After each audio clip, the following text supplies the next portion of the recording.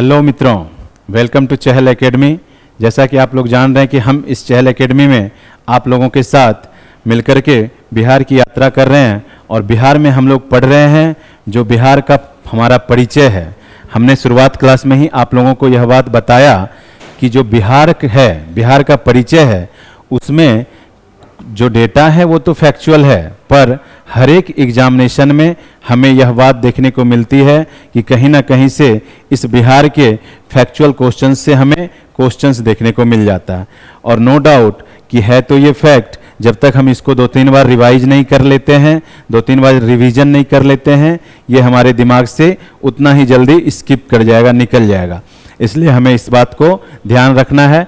और जहाँ तक प्रीवियस जो कक्षा था, जो क्लास था, उसमें हम लोग पढ़े थे, आपको याद होगा कि हम लोग पूरा का पूरा जो बिहार था उसका लैटिट्यूडनल्स और लॉन्गिट्यूडनल्स एक्सपेंड्स जितना है उसको हम लोग देख लिए थे।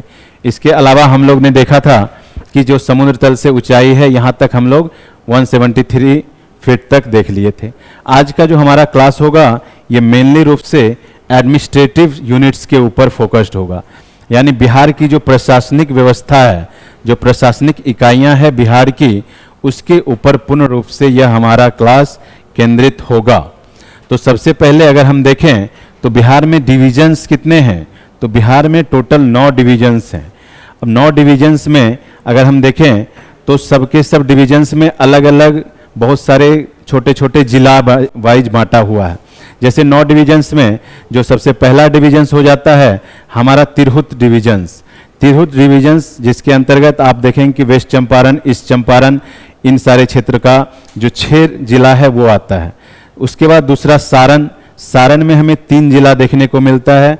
इसी प्रकार हमारा पटना, पटना में पुनः हमें 6 जिला देखने को मिलता है, जिसके अंतर्गत पटना आ गया। और इधर जो नॉर्थ वेस्ट का इलाका है, यानी यूँ कहें तो कैमूर, रोहतास, भभुआ और बक्सर, ये सब के सब इसी डिवीजन्स में आ जाएंगे, पटना डिवीजन्स में। उसके बाद आता है एक कोसी डिवीजन्स। कोसी डिवीजन्स के अंतर्गत भी 3 जिले आते हैं, जो हम लोग देखे हैं कि जो मधेपुरा, सहरसा और सुपौल, ये तीनों के तीनों जिले कोसी डिवीजन्स के अंतर्गत आ जाता है। इसके बाद एक मगध डिवीजन है। मगध डिवीजन में भी आप 5 जिले को देखेंगे कि मगध डिवीजन के अंतर्गत 5 जिले आते हैं। इसके बाद 5 जिले में वही जो गया हो गया, नवादा हो गया, औरंगाबाद हो गया, उन क्षेत्र का रीजन्स। इसके बाद ईस्ट की तरफ जब बढ़ेंगे तो हम देखते हैं कि जो मुंगेर है, मुंगेर डिवीजन में हमें फिर से 6 जिले देखने को मिलते हैं, जिसमें मुंगेर, खगड़िया और इधर का लखीसराय वगैरह का एरिया आ जाता है। इसके बाद इसी प्रकार से जब हम इस साइड में जब ईस्टर्न पार्ट में देखेंगे तो ईस्टर्न पार्ट में हमें दरभंगा जो है, दरभंगा का डिवीजन्स देखने को मिलता है। ऑलमोस्ट देखें तो पूरा का पूरा जो बिहार है, अगर हम देखें तो ये जो हमारा बिहार है, यह बिहार 9 डिवीजन्स में बटा हुआ है। ठीक है, 1 इधर 2 सारण हो गया इधर, और इसी प्रकार से इधर देखें तो यहाँ से यहाँ तक पटना हो गया, इधर आपका हो गया मगध। मगध के बाद यहाँ पे ही आपका इस रीजन्स में हो गया भागलपुर डिवीजन, जो भागलपुर के अंतर्गत हम जानते हैं कि भागलपुर और बांका 2 ही जगह आता है। देन इस रीजन्स में आ जाएगा हमारा पूर्णिया। पूर्णिया में आपको 4 जिले देखने को मिलेंगे। ठीक है, जो पूर्णिया कटिहार का एरियाज है, ये सारे के सारे पूर्णिया डिवीजन के अंतर्गत आ जाता है। तो हमें यहाँ पर इस बात को ध्यान रखना है कि जो टोटल डिवीजन्स हैं बिहार में वह 9 हैं। 9 डिवीजन्स में पूरे बिहार को प्रशासनिक रूप में बांटा गया है। और अगर जिले की बात करें तो बिहार में टोटल 38 जिला है, यानी बिहार में टोटल जो है 38 जिला है। 38 जिला, जिसमें अगर सबसे जो नया है या कहें तो Arwal is 38th district in Magadh division. जो अरवल है यह सबसे नया जिला है जो मगध डिवीजन में ऐड हुआ है, और वो 38वां जिला है। अब देखते हैं कि क्षेत्रफल के अनुसार, क्षेत्रफल के अकॉर्डिंग अगर हम देखें कि बिहार में कौन सा जिला बड़ा है, कौन सा जिला छोटा है, और ये क्रम आपसे पूछता भी है बीपीएससी। तो क्षेत्रफल के अनुसार अगर हम देखें तो टॉप 5 डिस्ट्रिक्ट्स में जो सबसे पहला डिस्ट्रिक्ट आ जाएगा हमारा, वह हो जाएगा वेस्ट चंपारण। यानी देखिए, इसको ध्यान रखना है आपको कि जो सबसे बड़ा जिला है बिहार में क्षेत्रफल के अकॉर्डिंग वह है हमारा वेस्ट चंपारण, देन आ जाता है गया, और फिर ईस्ट चंपारण, रोहतास, कैमूर। ये पांचों के पांचों जिले जिसका क्षेत्रफल के अकॉर्डिंग क्रम है, इसको आप ध्यान में रखेंगे कि सबसे पहले वेस्ट चंपारण, दूसरा गया, तीसरा ईस्ट चंपारण, और चौथा हमारा रोहतास, और पांचवा कैमूर। इस बात को ध्यान रखेंगे। अगर 5 नहीं याद रखें तो ऑलमोस्ट हमें कम से कम जो है ये दोनों जिले को तो याद रखना ही पड़ेगा कि सबसे बड़ा कौन है और जो सेकेंड नंबर पर कौन सा है। ठीक है। अब अगर हम छोटा की बात करें, स्मॉलेस्ट डिस्ट्रिक्ट्स की, बिहार में जो शिवहर है, Sheohar is the smallest districts in terms of area in Bihar. यानी शिवहर जो है यह सबसे छोटा जिला है बिहार में। तो सबसे बड़ा हो गया हमारा वेस्ट चंपारण, सबसे छोटा हो गया हमारा शिवहर। इस बात को हमेशा ध्यान रखना है कि अब देखेंगे शिवहर का लोकेशन। हमने पहले क्लास में जब आपको नेपाल के साथ बॉर्डर का शेयर बताया था तो हमने बताया था कि यहाँ वेस्ट चंपारण, ईस्ट चंपारण और यहीं पर एक छोटा सा शिवहर है और देन इधर सीतामढ़ी है, जिसमें हमने आपको यह भी बताया था कि इस शिवहर का बाउंड्री नेपाल के साथ नहीं लगती है। तो इस बात को ध्यान रखना है कि Sheohar is the smallest district in Bihar in terms of area, in terms of यानी एरिया के अकॉर्डिंग। इस बात को आप ध्यान रखेंगे। अब अगर सब डिवीजन की बात करें यानी अनुमंडल की बात करें, नो डाउट कि जब आप एसडीएम बन करके जाएंगे तो इसी आधार पे आप किसको कोई ना कोई सब डिवीजन अनुमंडल ही दिया जाएगा जिसके आप अधिकारी होंगे। जैसे कि एसडीएम को बोला भी जाता है अनुमंडल पदाधिकारी। तो इसी 101 अनुमंडल्स में के अंतर्गत आपको कोई ना कोई अनुमंडल एलोकेट किया जाएगा। देन आगे हम लोग देखते हैं कि जो ब्लॉक है, ये हमारा जो कम्युनिटी डेवलपमेंट ब्लॉक्स है, ये हमारा 534 यानी 534 ब्लॉक्स हैं जो कि पूरे के पूरे बिहार में हैं। इसके बाद अगर पंचायत की बात करें तो पंचायत हमारे पास है कितना, 8406 यानी 8406 यानी इतने पंचायत हैं। आपको पता होगा कि जो 73rd अमेंडमेंट है जिससे कि पंचायती राज व्यवस्था को 1992 में 1992 में संवैधानिक रूप से इम्प्लीमेंट किया गया है, उसके बाद से ही ये जितने भी हैं ब्लॉक हो गया, पंचायतें हो गई, या फिर जो अर्बन एरियाज में आते हैं जिसमें नगर पालिका वगैरह जो है, नगर पालिका, नगर पंचायत, ये सब जो आता है, ये 73rd और 74th अमेंडमेंट 1993 और 94 के समय में ही ये इम्प्लीमेंट किया गया है। उसी के अकॉर्डिंग हमारे अगर बिहार में देखा जाए तो बिहार में हमारा ब्लॉक की संख्या है 534 और पंचायत की संख्या देखें तो 8406। इस बात को हमें ध्यान रखना है। तो टोटल हमने कितना चीज़ देखा, एक बार देखें तो हमने सबसे बड़ा जिला देखा। हमने सबसे बड़ा जिला देखा कि सबसे बड़ा जिला वेस्ट चंपारण है। दूसरे नंबर पे हमने गया देखा, तो कम से कम हमें 2 याद रखना है, गया और वेस्ट चंपारण। और सबसे छोटा जिला देखा हमने शिवहर। ठीक है। उसके बाद हमने अनुमंडल देखा कि 101 अनुमंडल है। और उसके बाद तीसरा चीज़ हमने देखा कि जो ब्लॉक्स हैं वो हैं 534। और लास्टली हमने पंचायत देखा तो पंचायत हमें दिख रहा है कि 8406 पंचायतें हमें पूरे बिहार में देखने को मिलता है। अब अगर हम राज्यसभा और लोकसभा सीट का बात करें तो हमें दिखाई देता है कि जो राज्यसभा की सीट जो लोकसभा की सीटें हैं बिहार में 40 सीटें बिहार को लोकसभा में एलोकेट किया गया है। यानी अगर कहें तो जो ये हमारा बिहार है, इस बिहार में बिहार को टोटल 40 लोकसभा क्षेत्र के रूप में बांटा गया है। यानी सिंपल भाषा में समझें तो जो बिहार है, बिहार से 40 सांसद जो है दिल्ली में जाकर के संसद में, जो संसद भवन है वहाँ बैठ करके बिहार का रिप्रेजेंटेशन करते हैं। तो 40 हमें याद रखना है कि बिहार को लोकसभा की सीटें कितनी दी गई है, 40। और अगर राज्यसभा की सीटें की बात करें हम लोग तो राज्यसभा की सीटें हैं हमारे 16 यानी 16। यानी लोकसभा की सीटें 40 और राज्यसभा की सीटें हमें देखना है कि 16 है।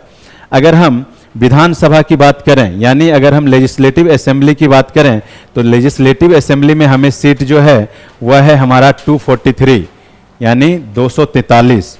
यानी देखिए, जिस प्रकार से देश में सांसद होता है और सांसद के 3 भाग होते हैं, आपको पता है कि एक राष्ट्रपति और दूसरा लोकसभा और राज्यसभा, ठीक उसी प्रकार प्रत्येक राज्य में, मोस्टली ज़्यादातर राज्य में ये देखने को मिलता है कि जो एक राज्यपाल होते हैं और दूसरा विधानसभा और विधान परिषद, जिसको हम लोग लेजिस्लेटिव असेंबली और लेजिस्लेटिव कॉन्स्टिट्यूट असेंबली भी बोलते हैं। ये हमें ध्यान रखना है।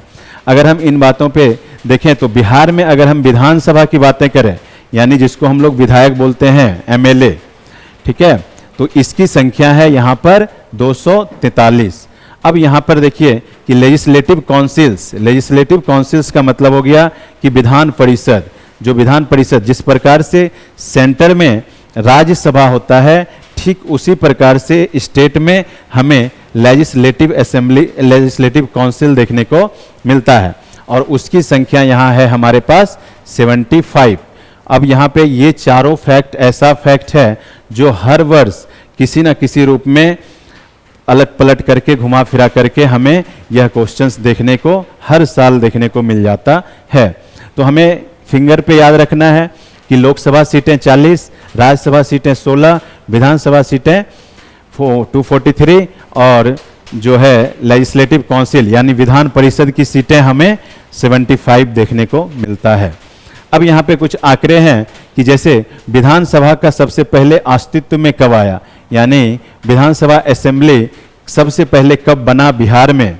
तो आपको पता होगा हिस्ट्री में कि सबसे पहले हिस्ट्री में जो 1937 में 1937 में असेंबली का चुनाव हुआ था, उसी समय यानी 1937 में जो है यहाँ पर बिहार में लेजिस्लेटिव असेंबली का गठन हुआ, विधानसभा का गठन हुआ। और उसके बाद अगर हम विधान परिषद की बात करें तो विधान परिषद का गठन इसके जो 1912 में, जिस समय हम लोग बताए थे कि बिहार बंगाल से अलग हो रहा था, तो बिहार बंगाल से अलग हुआ 1912 में, जिसमें बताए थे हम आपको कि बिहार और उड़ीसा दोनों साथ था।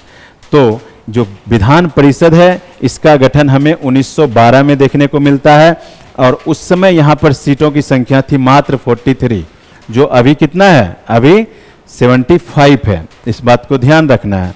इसके बाद परिषद में पहली बैठक जो है 20 जनवरी 1913 को, यानी कि first meeting of the councils was held on January 20, 1993 में हमें देखने को मिलता। यानी अगर हम जो लेजिस्लेटिव काउंसिल है, लेजिस्लेटिव काउंसिल की बात करें तो लेजिस्लेटिव काउंसिल का जो गठन हुआ था, जो वो जब कॉन्स्टिट्यूट की गई थी, वो था हमारा 1912 यानी 1912। और जब उसका फर्स्ट मीटिंग हुआ था वो समय था 1913, 1913 का समय था। और ये जो एग्जैक्ट अगर डेट की बात करें तो डेट हमें दिखता है कि 20 जनवरी में हमें यह देखने को मिलता है। जबकि विधानसभा की बात करें या फिर सिंपली लेजिस्लेटिव असेंबली की बात करें तो लेजिस्लेटिव असेंबली जो फॉर्म हुआ था यह हमें 1937 में देखने को मिलता है। तो इन सारे बातों को आप एकदम टंग पे, जीभ पे अपना याद रखेंगे, ताकि क्योंकि इससे डायरेक्ट क्वेश्चंस आपको एग्जामिनेशन हॉल में देखने को मिलेगा। और एक बात और है यहाँ पर कि इसकी जो पहली बैठक हुई थी ये कहाँ हुई थी, तो यही पटना के बांकीपुर जगह में, बांकीपुर जो पटना में ही है, इसी में जो लेजिस्लेटिव काउंसिल है, लेजिस्लेटिव काउंसिल्स का हमें पहली बार बैठक देखने को मिला था। अब हम अगर आगे बढ़ें तो जो 1935 है, 1935 के तहत परिषद में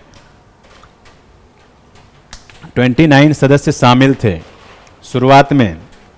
और उसके बाद जो 1952 का पहली बार आम चुनाव हुआ था, आपको पता होगा कि जब देश आज़ाद हुआ तो देश आज़ाद होने के बाद सबसे पहला जो चुनाव हुआ वो हुआ था हमारा 1952 में।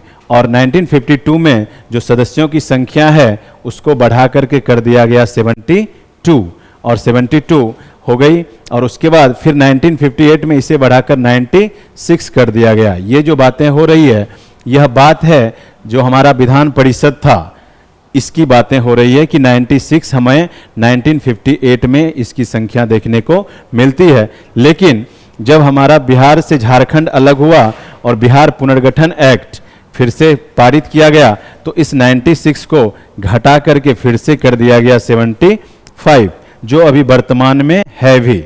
तो अभी हम लोग ने देखा कि यह जो पूरा का पूरा सिनेरियो है, हमें जो दिख रहा है कि शुरुआत हमारा 1912 से ही हुआ था। 1912 में जब बिहार का गठन हो रहा था, उस समय बिहार विधान परिषद का गठन हुआ और उस समय से सीटें बढ़ते घटते और लास्टली 1958 में 96 कर दिया गया था। लेकिन 2000 ईस्वी में, यानी 2000 जिस समय बिहार से झारखंड कट करके अलग हो रहा था, उस समय फिर से इस 96 को घटा करके 75 कर दिया गया। तो इस बात को हमें ध्यान रखना है। अब अगर हम लोकसभा में अनुसूचित जाति के लिए आरक्षित सीट देखें, यानी seat reserves for scheduled caste in Lok Sabha, अगर हम लोकसभा में शेड्यूल्ड कास्ट का आरक्षित सीट, रिजर्व सीट देखें तो हमें 6 दिखता है। हमें दिखाई देता है कि जो शेड्यूल्ड कास्ट हैं उसके लिए सीटें 6 सीटें रिजर्व है। आपको पता होगा कि जो सरकार है शेड्यूल्ड कास्ट SC ST के लिए कुछ विशेष क्षेत्र को आरक्षित करके रिजर्व रखती है कि उस क्षेत्र में, उस इलाके में, जो इलाका शेड्यूल्ड कास्ट से ज़्यादा भरा पड़ा है, यानी उसकी संख्या उस रीजन्स में अधिक है, तो उस रीजन्स से को सरकार शेड्यूल्ड ट्राइब्स या शेड्यूल्ड कास्ट के लिए रिजर्व कर देती है। तो इसलिए जो लोकसभा सीट है, तो बिहार में हमने देखा कि 40 लोकसभा सीट है। शुरुआत में हमने देखा कि 40 लोकसभा सीट है, जिसमें से 2 सीटें जो है SC के लिए फिक्स है, ध्यान हमें रखना है। और 2 नहीं 6 सीटें लोकसभा में, 6 सीटें। हाँ, यहाँ 2 सीटें इसलिए आई कि जो विधानसभा सीटें हैं, विधानसभा में हमें 2 सीटें ST के लिए फिक्स है। ये बातें यहाँ पे ध्यान रखना है कि जो विधानसभा है, विधानसभा में हमने देखा कि टोटल सीटें सरकार के पास, या फिर बोलें तो विधानसभा में बिहार जो असेंबली है इसके पास 243 है। 243 में से जो 38 सीटें हैं यह हमारा SC के लिए और 2 सीट जो है यह हमारा ST के लिए आरक्षित है जब हम विधानसभा की बात करते हैं। और यह 2 सीटें जो है आपको पता होगा कि यह, इसमें एक सीट है आपका बांका का कटोरिया जो विधानसभा क्षेत्र है वो है, और दूसरा क्षेत्र है मनिहारी जो कटिहार में पड़ता है। तो ये 2 सीटें जो है ST के लिए आरक्षित है और बाकी 38 सीटें जो है पूरा का पूरा कहें तो SC यानी शेड्यूल्ड कास्ट के लिए आरक्षित है। अगर हम आगे बढ़ें और देखें तो बिहार में अब हमारा है कि विश्व में प्रथम, यानी बिहार में बहुत सारे चीज़ ऐसे हैं, बिहार में बहुत सारे प्लेस ऐसे हैं जो विश्व में प्रथम स्थान पे रखते हैं, अपना पहुंच अच्छे खासी जगह पे रखता है। और अगर हम उसमें देखें तो सबसे पहले लोकतांत्रिक गणराज्य वज्जी संघ बिहार में ही है। आपको पता होगा कि जो महाजनपद काल था उसमें एक महाजनपद हुआ करता था वज्जी जनपद। तो वज्जी जनपद जो वर्तमान में आज का वैशाली का रीजन्स है, वैशाली रीजन्स को ही वज्जी महाजनपद बोला जाता था। और इस समय यहाँ पर जो है सबसे पहले हमें लोकतांत्रिक तरीके से सरकार बनाई जाती थी, यानी कि लोकतांत्रिक कहने का सीधा सा मतलब हुआ कि वहाँ जो है सरकार बनाने में लोगों की जो ओपिनियन है, लोगों का विचार है, उसको मान्यता दिया जाता था और तर्क और लॉजिक के आधार पे जिसको ज़्यादा लोग सपोर्ट करते थे उसको ही उसका राजा बनाया जाता था। यानी यह शुरुआत में जब विश्व में कहीं पे भी लोकतंत्र का नामो निशान नहीं था, तो हमारे बिहार में जो वज्जी संघा है, वज्जी संघा में हमें डेमोक्रेटिक रिपब्लिक का जो पैमाना है या फिर जो कहें तो पैमाना देखने को हमें मिलता है। तो ये बात को हमें ध्यान रखना है। और आपको यह भी याद होगा कि इसी वज्जी संघ से जो मगध एम्पायर था, मगध एम्पायर के जो अजात शत्रु था उनसे उसका युद्ध हुआ था। ये सारे के सारे हिस्ट्री का पोर्शंस हो जाता है। तो आपको यहाँ सबसे पहला पॉइंट ध्यान रखना है कि जो विश्व का पहला लोकतांत्रिक गणराज्य है वो हमारा है वज्जी संघ। दूसरा, अगर हम देखें दुनिया में पहला योग विश्वविद्यालय हमारा मुंगेर में देखने को मिलता है, वर्ल्ड फर्स्ट योगा यूनिवर्सिटीज। आपको यहाँ पे ध्यान देना है कि जिस प्रकार से योग में लोगों का जो इंटरेस्ट जितना बढ़ा है और 21 जून को योग डे के रूप में मनाया जाता है। तो इस बात को ध्यान में रखते हुए हमें इस पर भी अपने आप को प्राउड फील होना चाहिए कि जो योग यूनिवर्सिटी है, जो योगा यूनिवर्सिटी है, वो पहला योगा यूनिवर्सिटी हमारे मुंगेर में खुला था। इस बात को ध्यान रखना है। और तीसरी बात कि सबसे ऊंचा बौद्ध स्तूप जो है वह केसरिया यानी चंपारण, वेस्ट चंपारण, ईस्ट चंपारण में हमारा एक केसरिया जगह है जहां पर सबसे ऊंचा बौद्ध स्तूप हमें देखने को मिला है। बौद्ध स्तूप क्या होता है? तो जब जो गौतम बुद्ध थे, गौतम बुद्ध की जब मृत्यु हुई थी, तो गौतम बुद्ध की मृत्यु के बाद उनके शरीर के अवशेष को जो राजा वगैरह थे वो अपने अपने एरिया में जा कर के उनके शरीर को के अवशेष को रख करके उसके ऊपर एक गुंबद नुमा संरचना का निर्माण कर दिए थे, जिसको स्तूप बोला जाता था या बोला जाता है अभी भी। और इसी रीजन्स में इसी तरह से देखें तो जो केसरिया स्तूप है, जो कि हमें पूर्वी चंपारण में देखने को मिलता है, यह पूरे विश्व का सबसे ऊंचा स्तूप है। और अगर नेक्स्ट पॉइंट में देखें तो जो प्रथम गणितज्ञ था Aryabhata, world first mathematician Aryabhata भी हमारे बिहार से ही थे। इस बात को ध्यान रखना है कि यही वो आर्यभट्ट हैं जिन्होंने जीरो, शून्य का आविष्कार करके दिया हमें। यही वो आर्यभट्ट हैं जिन्होंने डेसिमल सिस्टम यानी दशमलव प्रणाली का आविष्कार करके दिया हमें। यही वो आर्यभट्ट हैं जिन्होंने खगोल शास्त्र में यानी कहें तो स्पेस का अध्ययन है, इसमें सबसे पहले इन्होंने ही बताया था कि जो अर्थ है अपने एक्सिस पे रोटेट कर रही है, अपने एक्सिस पर घूम रही है। तो इस आर्यभट्ट को भी बिहार से ही संबंधित है, ये भी इस बात को हमें नहीं भूलना है। तो कुल मिला के हमने देखा कि बिहार में जो प्रथम लोकतांत्रिक गणराज्य है वो वजिष्ठ संघ है। दूसरा हमने देखा कि पहला योग विश्वविद्यालय बिहार में सबसे पहले मुंगेर में हमें देखने को मिलता है। अभी हालांकि देखें तो मुंगेर में आयुध जो गन फैक्ट्री वगैरह हैं उसका निर्माण होता है, तो वो भी एक सवाल अलग से हमें देखने को मिल जाता है कि मुंगेर में आयुध फैक्ट्री है। देन फिर मुंगेर में हमें देखने को मिलता है जो तंबाकू वगैरह हैं, उस प्रकार तंबाकू नशीले पदार्थ का फैक्ट्री भी हमें यहाँ पर देखने को मिलता है। तीसरा हमने देखा कि सबसे ऊंचा बौद्ध स्तूप हमने देखा कि केसरिया बौद्ध स्तूप जो कि वेस्ट ईस्ट चंपारण में है। चौथा हमने देखा कि आर्यभट्ट, और यही आर्यभट्ट थे जिन्होंने पूरे दुनिया को गणित दिया। एक तरह से कहें तो बिना जीरो का और बिना क्षेत्रमिति त्रिकोणमिति का फिर गणित का कोई महत्व नहीं रह जाता। तो इसलिए हम इसे भी इग्नोर नहीं कर सकते हैं और इस पे हमें गर्व करना चाहिए। अगला देखते हैं हम लोग कि विश्व का पहला जो विश्वविद्यालय था दैट इज नालंदा यूनिवर्सिटी, यह भी हमारे बिहार में ही है। तो बिहार का नालंदा यूनिवर्सिटी नो डाउट कि 5वीं से 12वीं शताब्दी तक यह यूनिवर्सिटी काफ़ी फेमस यूनिवर्सिटी था और विश्व के बहुत सारे पूरे विश्व से लोग यहाँ पर पठन पाठन का कार्य करने आते थे, बहुत सारे रिसर्च करने के लिए यहाँ पर आते थे।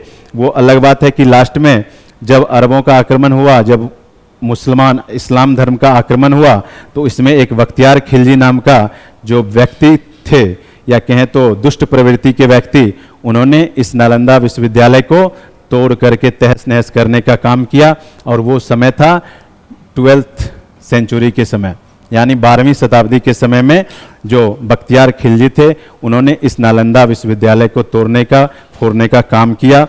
आपको यहाँ पर एक बात और हम बता दें कि जो नालंदा विश्वविद्यालय है, इसके जो फाउंडर थे, जिसने इसे बनाया था, वो थे हमारे कुमारगुप्त। आपने सुना होगा गुप्त वंश शासक थे कुमारगुप्त, इसलिए इस बात को यहाँ पे हमें ध्यान रखना है। अब नेक्स्ट है बिहार में प्रथम। देखिए बिहार में प्रथम जो है ये पूरी तरह से फैक्चुअल है और इसे भी हमें ध्यान में रखना है, क्योंकि हमने शुरुआत में ही कहा है कि ये पूरे आधार पे फैक्ट बेस्ड आंकड़े हैं, फैक्ट बेस्ड डेटा मिलेगा आपको, लेकिन ये फैक्ट आपको हमेशा 2, 3, 4 नंबर दे करके जाएगा और इतना ज़्यादा कंपटीशन है कि ये 1, 2 नंबर भी काफ़ी मायने रख रहा है आजकल। तो अगर हम प्रथम मुख्यमंत्री फर्स्ट चीफ मिनिस्टर की बात करें तो श्री कृष्णा सिंह, इस बात को आप ध्यान रखेंगे कि जो बिहार के पहले मुख्यमंत्री थे वो कौन थे, तो श्री कृष्ण सिंह। अगर हम फर्स्ट वीमेन चीफ मिनिस्टर की बात करें तो राबड़ी देवी, नो डाउट कि जो राबड़ी देवी थी पहली महिला मुख्यमंत्री थी बिहार की। अगर हम फर्स्ट मुस्लिम चीफ मिनिस्टर्स की बात करें तो अब्दुल गफ्फार जो थे ये पहले मुस्लिम सीएम थे बिहार के, इसे हमें ध्यान रखना है। और देखिए यहाँ पर एक है दलित सीएम, ये क्वेश्चंस भी इंपॉर्टेंट हो जाता है कि दलित मुख्यमंत्री पहला कौन था, तो पहले दलित मुख्यमंत्री थे हमारे भोला पासवान शास्त्री, इस बात को ध्यान रखेंगे आप लोग। प्रथम उप मुख्यमंत्री जो थे अनुराग नारायण सिन्हा। और प्रथम स्वतंत्र मुख्यमंत्री अगर बात करें तो प्रथम स्वतंत्र मुख्यमंत्री हमें दिखाई देता है महामाया प्रसाद। यानी हम लोग जो देखें कि बिहार में हमें प्रथम मुख्यमंत्री श्री कृष्ण सिंह, बिहार का प्रथम महिला मुख्यमंत्री राबड़ी देवी, बिहार का प्रथम मुस्लिम मुख्यमंत्री अब्दुल गफ्फूर, और बिहार के पहले दलित मुख्यमंत्री आपको दिख रहा है कि भोला पासवान शास्त्री। और फिर बिहार का जो उप मुख्यमंत्री है, प्रथम उप मुख्यमंत्री, वो है हमारे अनुराग नारायण सिन्हा। और प्रथम स्वतंत्र मुख्यमंत्री की बात करें तो महामाया प्रसाद सिन्हा। और आज़ादी के बाद अगर पहले मुख्यमंत्री की बात करें या पहले राज्यपाल की बात करें कि जब हमारा देश आज़ाद हुआ, आज़ादी के बाद जब बिहार का पहले राज्यपाल बने वो थे हमारे जयराम दास दौलत राम।